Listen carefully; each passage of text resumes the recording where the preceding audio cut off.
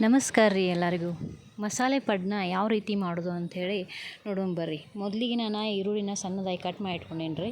ಅದ್ರ ಜೊತೆ ಕಡಲೆಬೇಳೆ ರೀ, ಕೊತ್ತಂಬರಿ ಹೆಂಚಿಟ್ಕೊಂಡೇನಿ ರೀ, ಟೊಮೊಟೊ ಹೆಂಚಿಟ್ಕೊಂಡೇನಿ ರೀ. ನೀವು ಹಸಿ ಮೆಣಸಿನ್ಕಾಯಿ ಇಷ್ಟಪಡೋರು ಹಸಿ ಮೆಣಸಿನ್ಕಾಯಿ ಹಾಕೋರಿ. ನಮ್ಮ ಮನೇಲಿ ಸಣ್ಣ ಮಕ್ಳು ಇದ್ದದಕ್ಕೆ ಹಸಿ ಮೆಣಸಿನ್ಕಾಯಿ ಹಾಕತ್ತಿಲ್ಲ ರೀ.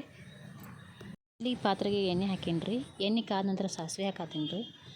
ಆಮೇಲೆ ಕಡಲೆಬೇಳೆ ಹಾಕೋತೀನಿ ರೀ. ಕಡಲೆಬೇಳೆ ಒಂದು ಸ್ವಲ್ಪ ಕಲರ್ ಚೇಂಜ್ ಆಗ್ಬೇಕು ರೀ. ಕಲರ್ ಚೇಂಜ್ ಆದ ನಂತರ ಇದಕ್ಕೆ ಈರುಳ್ಳಿ ಹಾಕತ್ತೀನಿ ರೀ. ಅದು ಬಿಸಿ ಬಡ್ದ ಮೊಬೈಲ್ ಸ್ವಲ್ಪ ಇದು ಕಾಣಿಸತ್ತೆ ರೀ.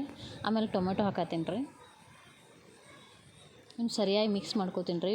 ಉಳ್ಳಾಗಡ್ಡಿ ಕಲರ್ ಚೇಂಜ್ ಆದಿಂದ ಟೊಮೆಟೊನ ಹಾಕಿರಿ.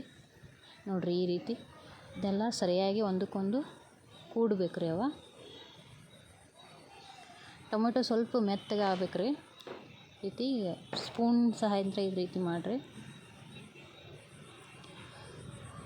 ಈ ರೀತಿ ಬರ್ಬೇಕು ರೀ.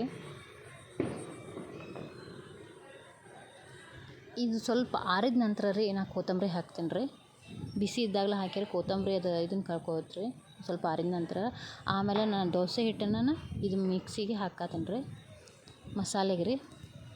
ನೋಡಿರಿ ಈ ರೀತಿ ಪಡ್ಡಿನ ಮಸಾಲೆ ಹಿಟ್ಟು ರೆಡಿ ಆದರೆ ಸ್ವಲ್ಪ ರುಚಿ ತಕ್ಕಷ್ಟು ಉಪ್ಪು ಹಾಕತ್ತೀನಿ ರೀ.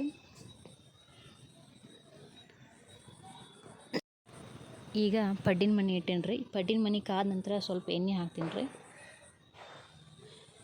ಆಮೇಲೆ ಮಸಾಲೆ ಹಿಟ್ಟನ್ನು ಹಾಕತ್ತೀನಿ ರೀ. ನೀವು ಈ ರೀತಿ ಟ್ರೈ ಮಾಡಿರಿ. ಈಗ ನಾರ್ಮಲ್ ಪಡ್ಡು ಮಾಡೋದಕ್ಕಿಂತ ಈ ಪಡ್ಡು ರುಚಿಯಾಗಿರ್ತದೆ ರೀ. ಮಕ್ಕಳು ಚಟ್ನಿ ಹಚ್ಕೊಂಡು ತಿನ್ನಲ್ಲ. ಈ ರೀತಿ ಮಸಾಲೆ ಪಡ್ಡು ಇದ್ರೆ ನಾಷ್ಟ ಸರಿಯಾಗಿ ಮಾಡ್ತಾರೆ ರೀ. ನೋಡಿರಿ ಈ ರೀತಿ ನೀಟಾಗಿ ಬಂದದ ರೀ. ಈ ವಿಡಿಯೋ ನಿಮ್ಗೆ ಇಷ್ಟ ಆದ್ರೆ ಲೈಕ್ ಮಾಡಿರಿ, ಸಬ್ಸ್ಕ್ರೈಬ್ ಮಾಡಿರಿ.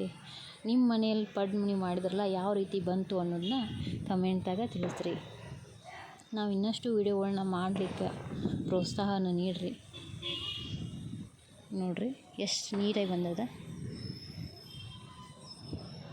ಧನ್ಯವಾದಗಳು ರೀ.